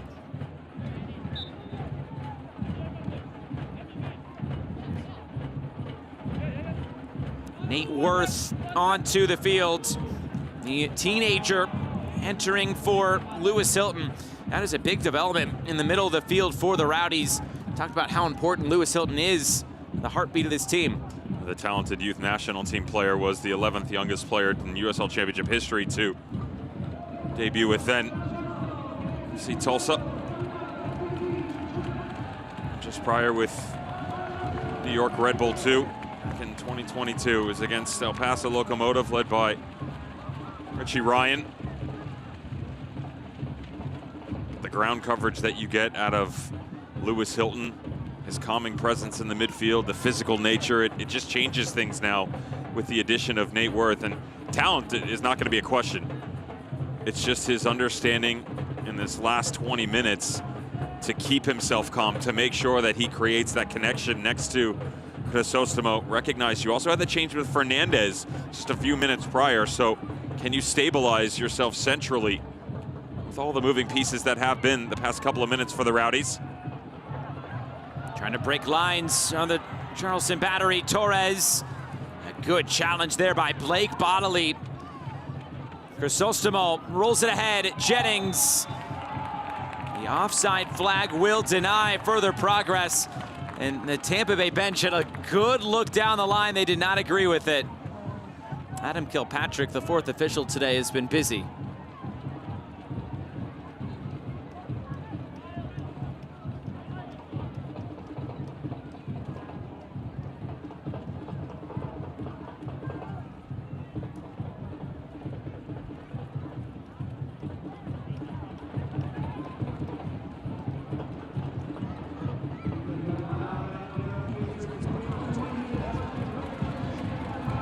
.20 minutes to go in regulation.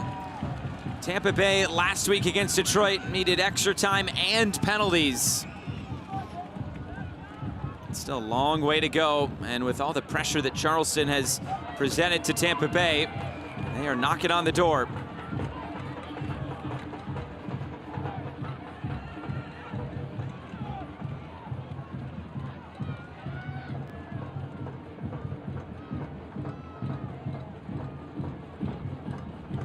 Rodriguez moving it down the line. Chris Allen floating it back post. Flicked away by Bodily. That ball stayed in play. Torres puts it in front. It's a Kaza. What a big challenge by Jennings. Still loose. Rodriguez blocked. Now Malloy. Deflected out of play. Tampa Bay all over the place defensively. They get really lucky on the backside because this was a poor clearance on the missed header, which allowed Juan David Torres to keep this thing alive. This ball right here by Blake Bodily, that's got to be out over the end line. That is a risky move, trying to bring it behind you. You can't see where the threat is coming from. And then really thought Ikaza was going to try and hit that first time. That's the pressure by Cal Jennings, dropping back in, not allowing him to do so. Everything else, half chance from distance on the back end of it. A ninth corner kick of the game for Charleston. Back post, Dos Santos, whistle came first. Kleeman went down, free kick Tampa Bay.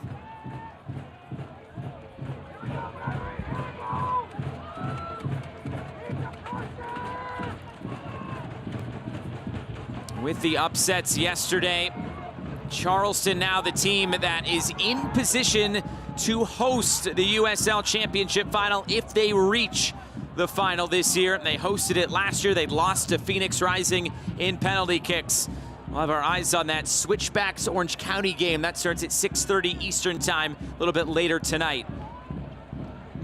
Well, it's been an unreal start to 2024 USL Championship playoffs, and kind of everything you thought would happen didn't. It's the exact opposite, right? You wondered as to whether the #1 overall seed Lou City would run away with it. That didn't happen. How's this move by Segbers? Another challenge put in, Aaron Guillen. Quick throw in for Charleston. Now they'll slow things down. That #1 seed has been an absolute curse in USL Championship play. Outside of the 2022 San Antonio FC team, everybody else has fallen victim, and usually early in these playoffs. Last year we saw the Pittsburgh Riverhounds upset against Detroit City in that 1-8 matchup. Again, San Antonio did the treble in 2022, but then the Rowdies experienced in 21, coming up short to Orange County. 2020, 19, right? 8 you go all the way to Cincinnati, Phoenix, all of those teams that just ran away from the leagues. Unfortunately, not able to close it out. The last one prior to that, Red Bull. Whoa. Red Bull 2, the Baby Bulls of 2016. That was a great, if you look at that roster, Unreal. see where Unfair. a lot of those players are now. That gives you an idea of the level of difficulty for anyone, really, but certainly for the number ones overall come postseason time, and the success that just hasn't followed historically. Torres floats it in fields. The header by Marcanic. It's been kept quiet since scoring earlier in this second half. Rodriguez down the line. Torres goes end line, stands it up back post. The header by Moon out of play. Corner kick, Charleston. A little surprised they haven't provided a bit more defensive support on this left side. The right side, to be fair as well, they've pinned them deep, the Charleston battery, and really getting isolated. It's exploded for a lot of one-on-ones. Juan David Torres starting to fall into this game quite handsomely. 6 goals, 5 assists in his last 12 outings. It's been an absolute fire for the battery. In-swinger put right on top of Farr, who claims it.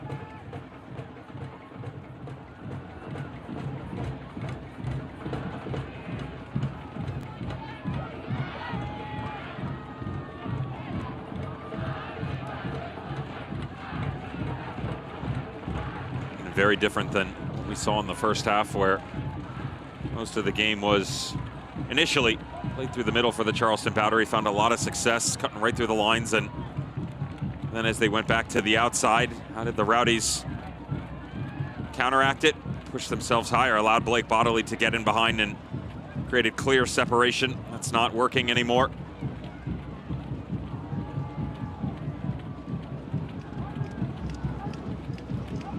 Do you want to try and mimic the same shape that's being thrown at you? The immediate answer is no, because both of these managers are so good at making changes down the stretch. It's like chess, you got to think forehead. If I make the change now, what can happen to me in 10 minutes time? What if we go to added minutes? So many coaches talk about players on the bench having to contribute if they get to penalties. A lot of the starters aren't out there anymore. In-swinger on the corner, diving header by Dos Santos away. There was a push and a free kick to Charleston, entering the final quarter of an hour from Patriots Point now. Heard a really good quote from a manager at the collegiate level recently talking about substitutes, and he said he likes to remove that verbiage from his team talks, and instead he utilizes game changers. He says, yeah, you're not in the starting lineup, but I want you to be my game changers down the stretch. So many guys get this negative connotation in their mind that if they're not involved in that 11, they're an afterthought. That shouldn't be the case whatsoever, and certainly not for the likes of the incredible player of Damian Rivera. This front line for the Tampa Bay Rowdies, positionally a bit more freedom, defensively more sound, and the speed of Young Abire out on that wing. Nick Moon defensively tested all day. Very good job for him, but they don't have that same sort of bite on the right that they have with Blake Bodley on the left side.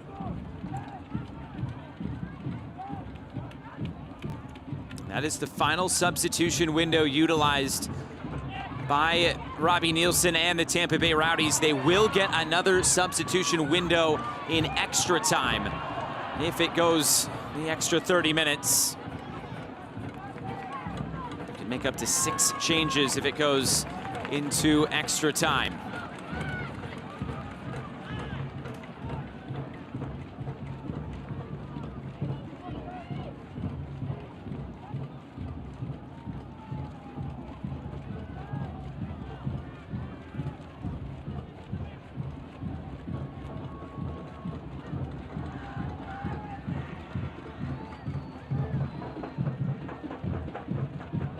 Kaza and Allen back for a Kaza.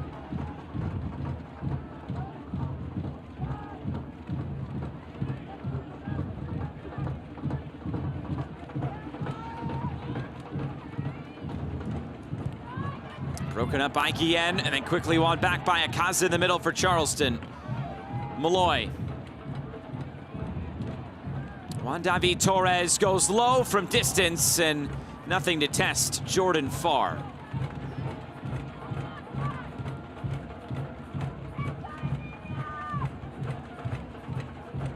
Where do you go if you're Tampa Bay in this half? One shot, just a handful of final third entries, and it's been all Charleston. Well, you've changed all of your personnel, and so the look of yourself coming forward has to evolve.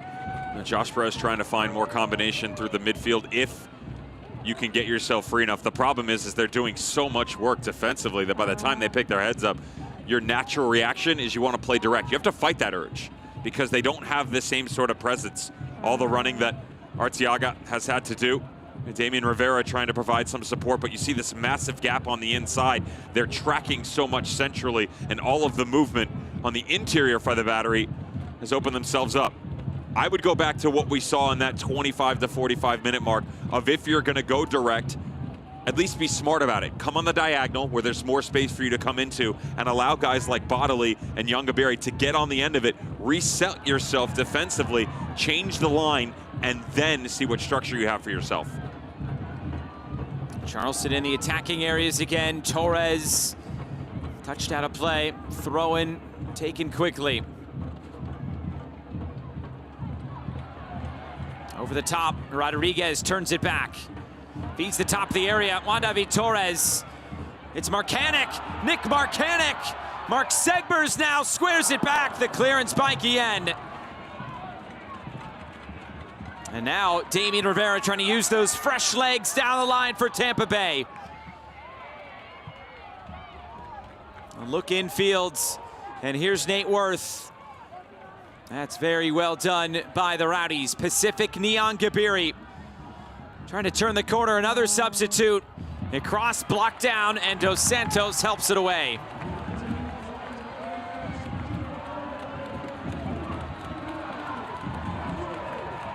A sellout crowd trying to urge Charleston on into these final 10 minutes.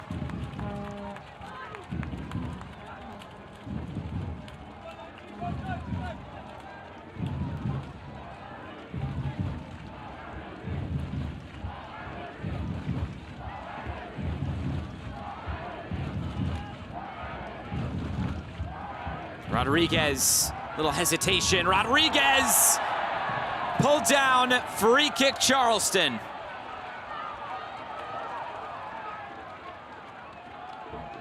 A little bit surprised given the way that we've seen the game reffed over the course of the afternoon into the early evening here that this isn't a card coming from behind. Josh Perez does a good job to at least start to get pressure, but it's from behind in a negative position. He pulls from behind him, no play on the ball whatsoever.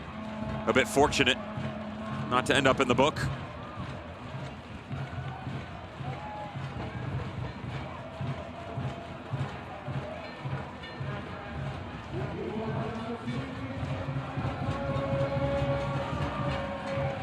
A few options here for Charleston to mull over as they have this set piece.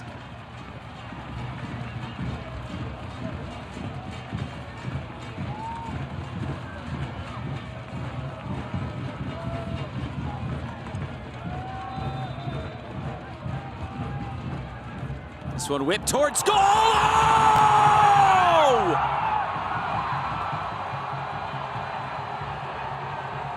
Aaron Malloy with a golazo for Charleston!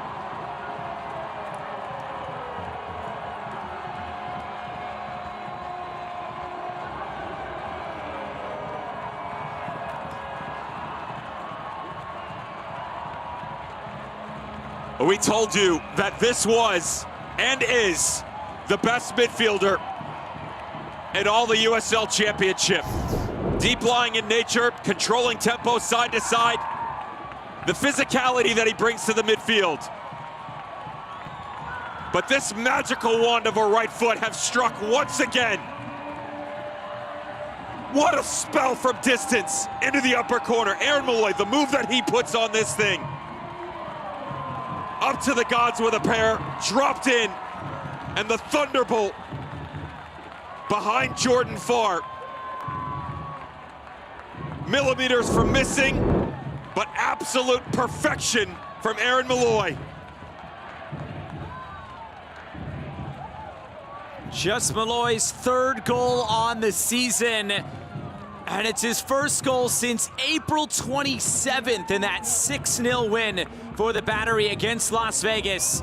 And now Charleston, they finally broke it through. They've taken the lead in this second half. Tampa Bay, they've had almost nothing going forward, and they'll have to find something now in these final 6+ minutes. You and I just looked at each other, just in utter bewilderment over what we just witnessed. That was ridiculous from Aaron Malloy. Defensive reinforcements coming for Charleston. Samuel Beek will enter. Juan David Torres, a bright day on that front line. His day is done.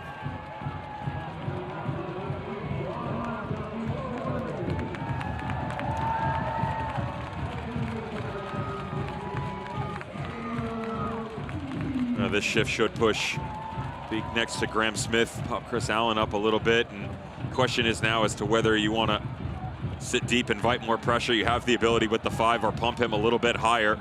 Just everybody comes up a level. Flick towards goal, punched away. That was off the head of Chris Allen. Aaron Guillen. Broken up by Segbers. Now Marcanic. Marcanic slides it through. MD Myers. Chance to really put this one away now. Myers taking off the ball. Clearance away by Kleeman, but a whistle first.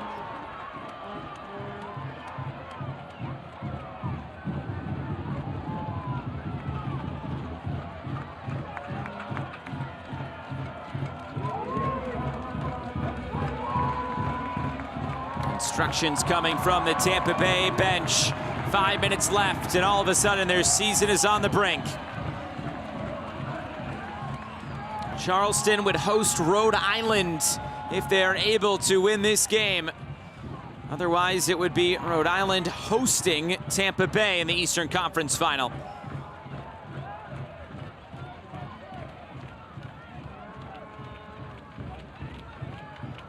Worth for Rivera. Damian Rivera stands in a back post, back in the middle, and cleared away. A whistle comes. A couple chances in there for Tampa Bay. I love the vision you got out of Nate Worth there. He's the one who unlocks this space on the left-hand side, and Rivera, how's he squeeze it through? You know, the smarts defensively tell you that he's going to try and bring this to the byline, get it on his left foot, and then cut it back across. But really good patience by Damian Rivera to pick out the back post. Emilio Icaza selling his entire body out on the line to keep this one out. They certainly haven't lacked for the dramatics in this match over the course of the afternoon, have we? Oof. Both teams selling out defensively. Van Pierman, he went through some similar games last year in the playoffs. And they're doing it again this time around, trying to host a second straight Eastern Conference Final. It's Josh Perez who is holding his head as he's coming off. I recognize, though, the last 2 trips that we've seen down the pitch. One was the 40-yard ball to the far side. Young Abir able to get around the outside. And then this time it's about a 20-yard ball on the ground from Nate Worth. But it's what I go back to. If you're willing to give that space over there, if you're the Charleston Battery, take what they're giving to you, right? You don't have to change everything in order to unlock movements coming forward. They've done a really good job over the course of the afternoon, the Tampa Bay Rowdies, of exploiting all the space on the outside. They got away from that because of how much they've had to work defensively, but the space is still there if you're willing to be aggressive and quickly step into it.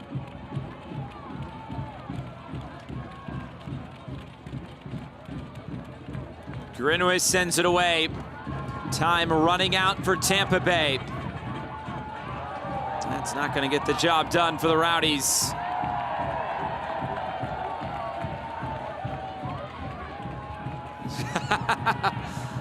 Fans having some fun here at Patriots Point. A player down for the Rowdies. Look to be bodily.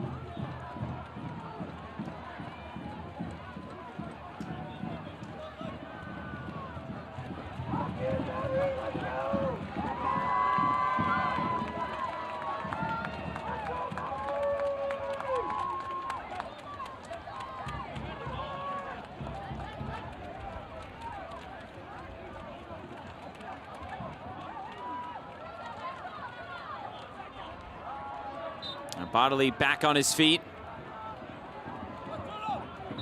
And A drop ball for Charleston to get it back underway.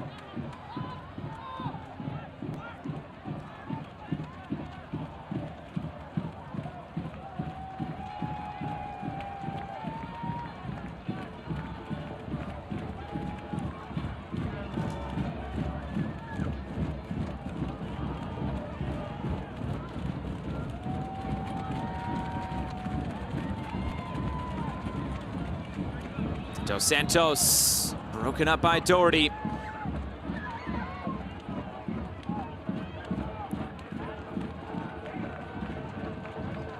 (24-6) in terms of shots for Charleston to Tampa Bay today.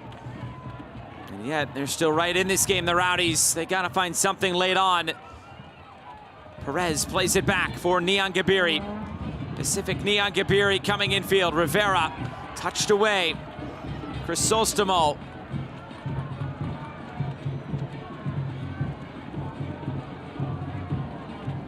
Here's Perez yet again for the Rowdies. Into 5 minutes of stoppage time. That's how much time Tampa Bay has left as this comes back post. The header down, it's loose! And Grinwis comes away with it. Arteaga's shot right on the doorstep was heavily deflected.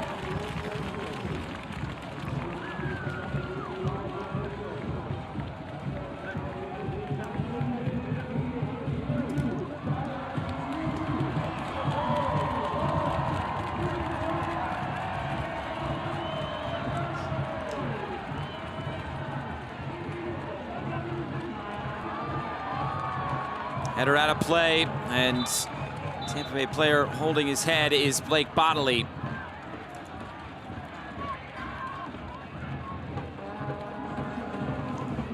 Robbie Crawford will enter for Nick Marcanic. Marcanic scored the equalizer today for the Charleston Battery to bring this back to 1-1 and always part of the attack for the Battery. I don't think there's any question whatsoever as to what Marcanic is capable of come postseason time. 28 regular season goals, set the new single season standard, but that wasn't enough for him. His goal, the game changer against the Pittsburgh Riverhounds, opening the account to get it back for the Charleston Battery against the Tampa Bay Rowdies within striking distance from Aaron Malloy, who closed it a little bit further. And we said coming in, job well done, job not done. The Charleston Battery, although with plenty of new faces within this group, made it a point of contention. Preseason week 1, we will do whatever it takes, get back to the mountaintop and eclipse the summit. And they are drawing themselves just a little bit closer to that idea with a few moments remaining against the Tampa Bay Rowdies.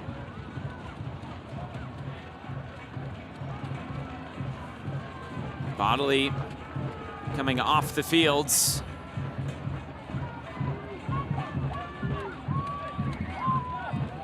And Eddie Manjoma is coming onto the fields, and it should be a concussion substitution, which is why they are allowed one extra sub here, which means Charleston will also be given one extra sub. You definitely have the speed on the outside with young Gabiri and Eddie Manjoma to go and attack the waning moments of this match in whatever fashion they see fit. You've got to imagine it's got to be a little bit more direct given the physicality and directivity of play that's available to you. Charleston asking for that ball that went out of play. Instead, Tampa Bay are carrying on down the right. Can't do it with two balls on the pitch. There's two balls on the field. Change a decision, can change your viewpoint, can't change the rules, Josh. Be fun.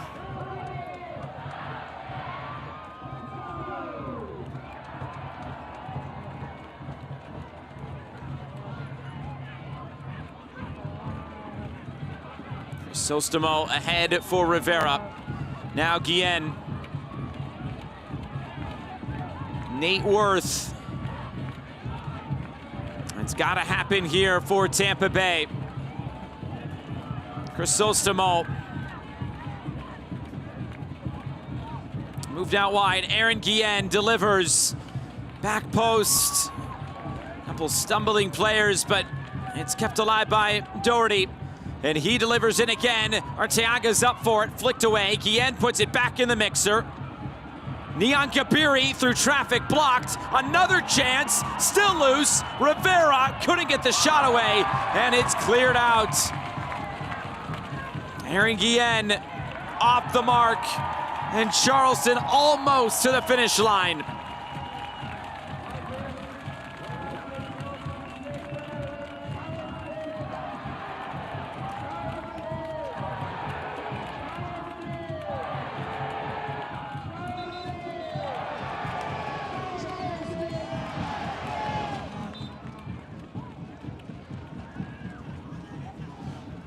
Segbers gets it back in play. We're hearing Ben Pierman has picked up a yellow card. Crisostomo plays it forward again. Commanding header away by Beek. Doherty for Kleeman. We're through the minimum of 5. We did have an injury stoppage, so we should get a few more seconds here. Ball whipped in. Neon Kabiri off his chest. Dos Santos. He prevents a corner kick, but it's a throw-in now for Tampa Bay. Only our referee, Matt Thompson, knows how much longer we will play. Another throw-in.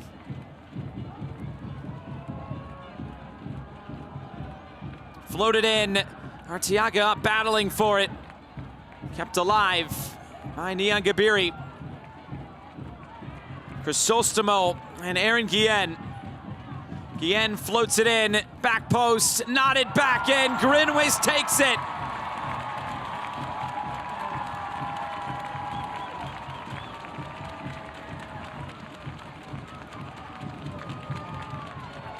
Good pressure here laid on by the Rowdies. It seems like it's not going to be enough today.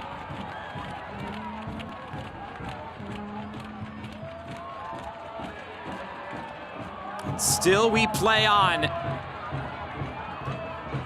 Back for Jordan Farr. It's got to happen here for Tampa Bay.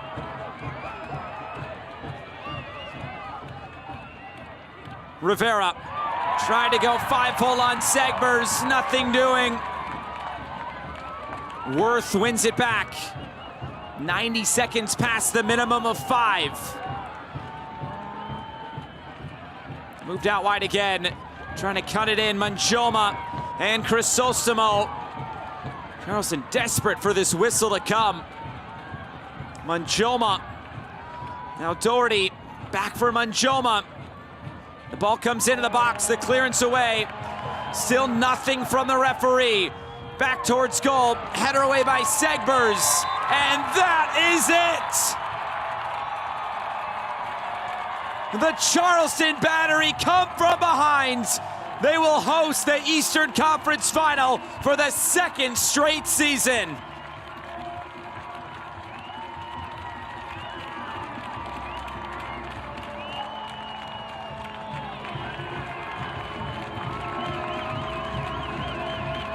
Aaron Malloy is the hero for the Battery. An absolute golazo.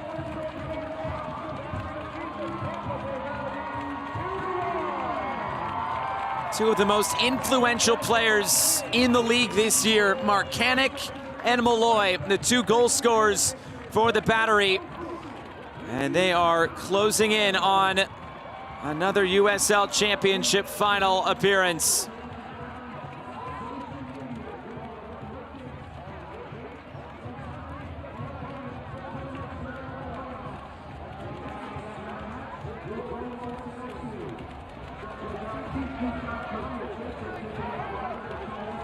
All smiles today for Charleston in front of this sellout crowd. Nick Marcanic finding the equalizer in the second half in the 50th minute, and Malloy in the 83rd minute with the game-winning goal. The Battery avoid extra time as well with that late goal. We send it down to the field. Michelle Montaigne is with Aaron Malloy. Aaron, a game winner, a golazo. What was going through your bones when you scored that goal for the first time since April? Yeah, no, it's been a while since I got a goal, but yeah, just happy we got through to the final. The lads dig deep in. Yeah, I managed to score, but yeah, just super excited to get into the final here at Patriots Point. To get to host it here after a sellout crowd like this, take this team back to the Eastern Conference Finals. What is it about this place that allows you guys to be so good? Oh, it's unreal. It's they're our 12th man. We have a sold out arena tonight, and they really helped us dig deep. Being 1-0 down against a really good Tampa side is not easy, but they were there with us for the whole 90 minutes, and we're really appreciative of the support. To be able to come back in the fashion that you guys did, what does that say about the resiliency of this team and how far it can take you? Yeah, I mean, we got really good character in the squad. We respect all our opponents, but we worry about us and what we can do. And yeah, we got a great team from the first man all the way down to the 24th man, and yeah, just super excited about next week. Congratulations. Go enjoy it with the guys. Thank you very much. Full time from Mount Pleasant, South Carolina. The Charleston Battery, they advance to the Eastern Conference Final. 2-1 winners over Tampa Bay. We'll come back and wrap things up right after this. Charleston is moving on.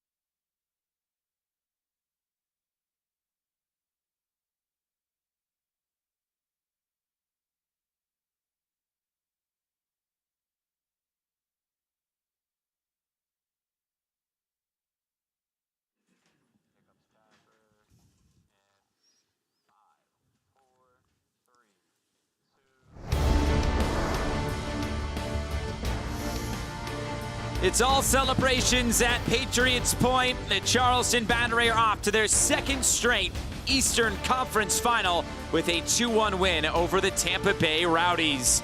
It is time for our BetMGM play of the match. And boy, Aaron Malloy scored one of the goals, not of just the playoffs, maybe of the season. The Charleston Battery had 90% passing accuracy, 25 shots, 16 inside the 18, 12 that hit the 8x8. But the one that's not going to come up there is that strike from distance. Aaron Malloy just continues to reinvent the wondrous game that is the beautiful world of football in the USL Championship. 25 plus yards out.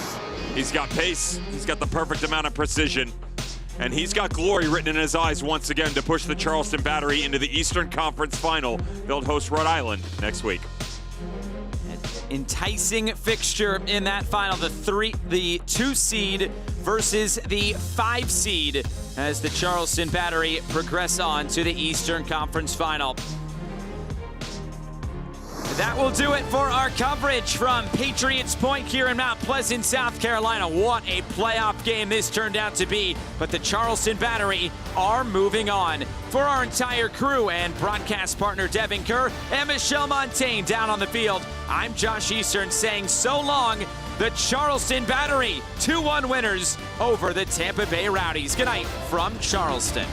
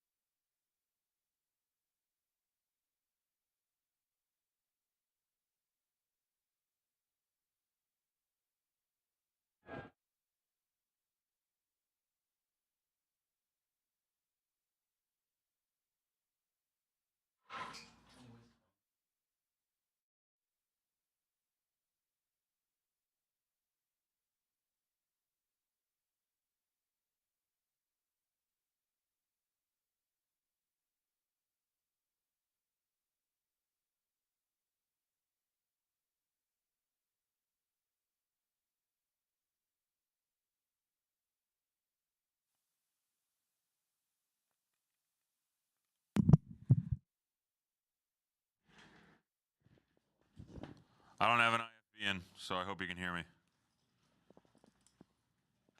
I don't need it. I don't need it. Thank you.